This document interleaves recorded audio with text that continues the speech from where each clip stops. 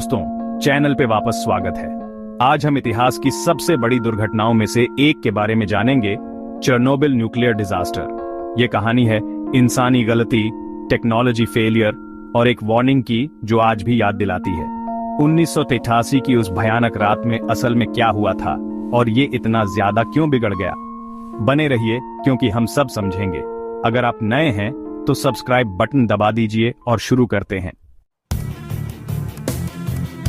25 अप्रैल 1986 Soviet Ukraine के Chernobyl nuclear power plant में plant के रिएक्टर नंबर 4 का एक रूटीन सेफ्टी टेस्ट होना था। गोल ये देखना कि अगर बिजली चली जाए तो क्या रिएक्टर को ठंडा रखा जा सकता है। सिंपल लगता है ना? पर ऐसा नहीं था। टेस्ट देर रात शुरू हुआ पर चीजें जल्दी ही गलत हो गईं। ऑपरेटर्स प्रेशर में और प्रॉपर ट्रेनिंग की कमी के कारण क्रिटिकल सेफ्टी सिस्टम्स बंद कर दिए।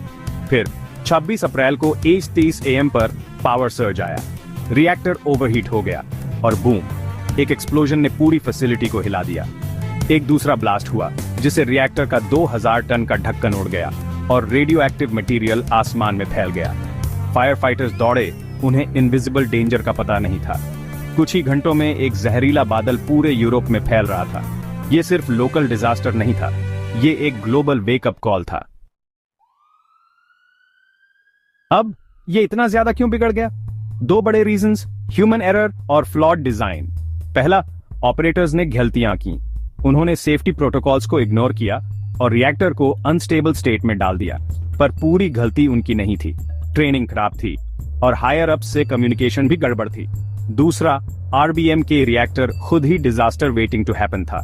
ज्यादातर न्यूक्लियर रिएक्टर्स के विपरीत इसमें रेडिएशन को रोकने के लिए कोई कंटेनमेंट डोम नहीं था। और बुरा, इसमें मॉडरेटर के रूप में ग्रेफाइट का यूज हुआ था जो एक्सप्लोजन के दौरान आग पकड़ गया, जिससे कंटेनमेंट इम्पॉसिबल हो गया। एक फेटल डिजाइन फ्लॉ भी था। जब कंट्रोल रॉड्स, जो रिएक्शन को रोकने के लिए होते हैं, डाले गए तो उन्होंने इसे बंद करने के बजाय पावर को बढ़ा दिया। इसे सोवियत यूनियन के सीक्रेसी कल्चर के साथ मिला दीजिए और आपके पास कैटास्ट्रोफी का रेसिपी तैयार है। गवर्नमेंट ने डिजास्टर की घोषणा करने में भी देरी की, इसे तब तक कम करके बताया जब तक दूसरे देशों ने रेडिएशन डिटेक्ट नहीं कर लिया। तब तक बहुत देर हो चुकी थी। नतीजा बहुत बुरा था। पास का शहर प्रिपियाट रातों रात भूतिया शहर बन गया क्योंकि 50,000 लोगों को इवैक्यूएट किया गया। सैकड़ों हजार लिक्विडेटर्स, सैनिक, माइनर्स और वर्कर्स को सफाई के लिए भेजा गया। ज्यादातर को रेडिएशन पॉइजनिंग हुआ। ऑफिशियली शुरुआत में 31 लोगों की मौत हुई, लेकिन असली आंकड़ा कैंसर केसेस सहित हजारों या उससे ज्यादा हो सकता है। एनवायरनमेंट को भी नुकसान हुआ। एक्सक्लूजन जोन, जो आज भी रेडियो एक्टिव है, 1000 स्क्वायर माइल्स में फैला है। फिर भी नेचर इसे वापस ले रही है। भेड़िए, हिरण और यहाँ तक कि रेयर स्पीसीज अब वहां घूमते हैं जहां इंसान नहीं जा सकते।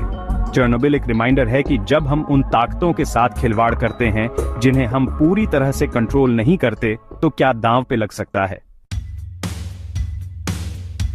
तो यह है चेरनोबिल की कहानी, गलतियों, खराब डिजाइन और सीक्रेसी से पैदा हुई एक ट्रेजेडी। इसने न्यूक्लियर पावर और सेफ्टी को देखने का हमारा नजरिया हमेशा के लिए बदल दिया। आप क्या सोचते हैं, क्या ऐसा फिर से हो सकता है? नीचे कमेंट्स में बताइए। अगर आपको ये डीप डाइव पसंद आया तो इसे थम्स अप दीजिए, इसे दोस्त के साथ शेयर कीजिए और बेल आइकॉन दबा दीजिए ताकि आप हमारा अगला वीडियो मिस न करें। देखने के लिए धन्यवाद और मिलते हैं अगले वीडियो में।